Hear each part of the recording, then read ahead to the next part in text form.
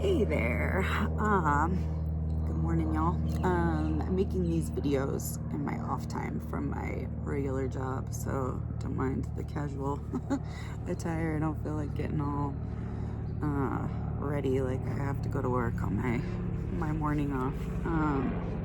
So as promised, I wanted to do a video that shows how to fill out this passport form.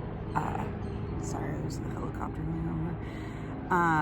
How to fill out this passport application, or at least how I filled out this passport application. And I want to use copper moonshine stills as kind of the example to show you guys what I did differently. But you can just follow his directions as well. So that's why I wanted to show you like what I did using his as an example. I wanted to try and screen share, but I'm so new to all this stuff. I'm not sure that I know how to do it exactly. So what I think I'm gonna do is I'm gonna film it using my phone, kind of janky, and then I'll try and do it like appropriate, like correctly, I mean, with the screen share, and then we'll just see which one works and which one doesn't. Okay, so yeah, I'm making more work for myself maybe by doing it twice, but I'm gonna stop now and turn this around. All right, hopefully you guys are able to see that and there's not too much glare there. Okay, so what I did here is I did the passport card. So I checked this box here and I filled this out like this. I used all lowercase for my name, just being like extra on the safe side. Date of birth. I used a P.O. box here. As I explained in my last video, Brandon Joe Williams had recommended a P.O. box because no one can live in a post office, and I have a P.O. box. So I used a P.O. box, and then it couldn't get delivered to the P.O. box. So I actually do not recommend using the P.O. box, and I would copy what he has done here and use in care of and your regular home address. And then this part here looks like it's for official use only, but it's actually not. All the stuff that's in this tan section is actually for us to fill out, and they make it confusing on purpose because I think they don't really want us to figure this out. So here are the passport endorsement codes. You can find this on the Foreign Affairs Manual state government website. And there's all these different codes, and you can see that some of them say use only when authorized by, and then some of them don't say that. And the codes that I actually used are right here. So I used endorsement code 08, also known as, because I prefer my passport to be in my maiden name rather than my married name. And then I use, and that's because we live in Costa Rica and just everything is in that, like everything's based off your passport there, so it's just easier that way. And then I used endorsement code 09 as a non-citizen national. Look at that. That's an actual option, folks. It says it on the passport application too, somewhere. Let me see if I can find it on this one. And I do believe they've changed this form. See it right there? Non-citizen national. I do believe they changed the form a little bit from this to when I filled it out. But anyway, so I hand wrote without prejudice UCC 1-308 above my signature while I was in the post office in front of the lady who was helping me. So again, let's see.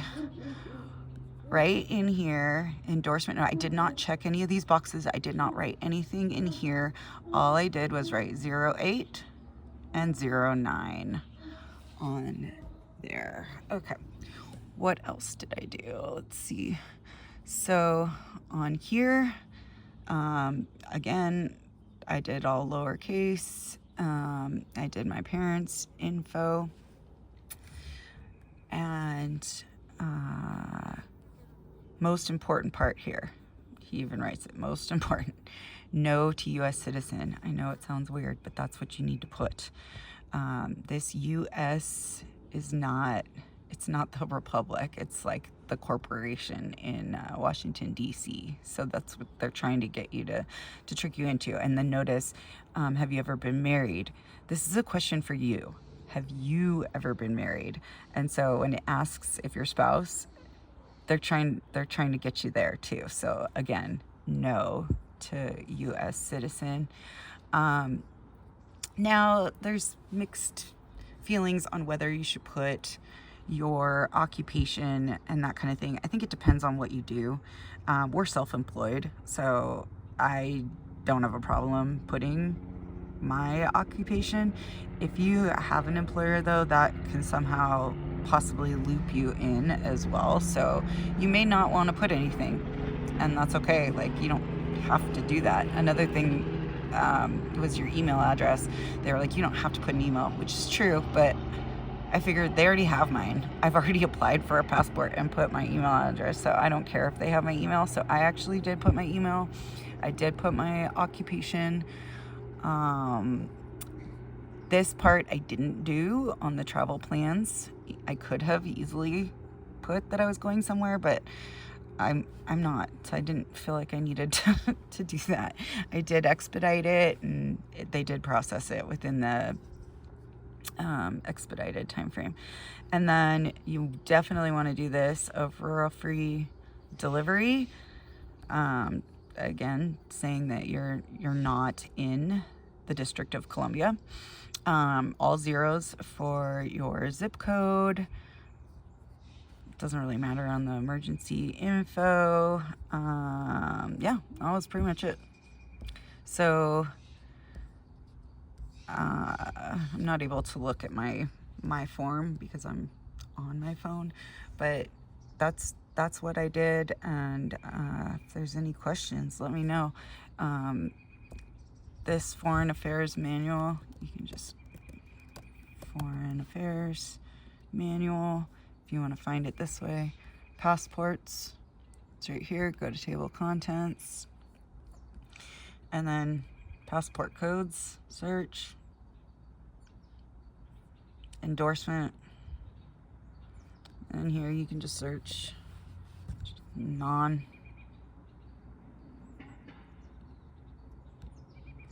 Where did that go? There it is, non-citizen national endorsement code 09. So again, they purposely kind of make that hidden and unclear on this part, but I do believe that's why I got the 5-star, was including these endorsement codes. So I think it's an important piece of the puzzle. So I hope this is helpful. Thanks, guys. Okay, I just went back and double checked on, because I took pictures of my application exactly how I filled it out. So I just want to go back and just double check. So I used a PO box, so I did this way, but I did the brackets around my zip code. And then my parents were both born in Canada, so both of those were Canada. I did my name, last name, semicolon, Kristen Gale, all lowercase. And I did that, I think, for everyone's name. I gave like their human names, not the Sesquivi Trust all caps thing. So anyway, what else did I do? Oh, here I actually put CALIF instead of the abbreviated Texas, California. Like, this is actually their code, so I didn't want to get looped in with that, so I actually wrote CALIF like right here, period, and then I did all zeros. And yeah, I did include my married name here, and I think those are the only differences. So as I mentioned in the reason I just did the passport card is I still have a valid passport book, and this will update your passport information. But also, like, I don't have problem with the air travel with my current passport, even if it didn't update it. Like, that's not what I'm wanting my card for. I want it for traveling in my truck. I have rescinded my driver's license, and so I now carry this passport card with me. And so if I'm pulled over, I'll provide the passport card rather than a driver's license. You want to be clear if they ask you or mention anything about driving, that you're not driving, because driving, that term, is actually a commercial term, and you want to say you're not operating in a commercial capacity in any way. So anyway, I hope this is good information for you guys.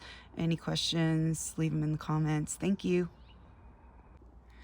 One more important thing I forgot to mention is I use the 4 corners rule on my social security number as well. So I included my social security number, but I put brackets around it. This is a way, you can look it up, it's a way of like removing that info from a contract. So basically what we've all been like tricked into in our lives is contracting, and that's what your driver's license was. It was a contract, and basically you're agreeing to all kinds of stuff by signing up for it, which is why I've rescinded mine. So again, 4 corners rule on my social security number and my zip code. The all zeros one, I don't think I put brackets around because it's all zeros. So anyway, I hope that's helpful. If you like this content, please like and subscribe and comment below. Thanks, guys.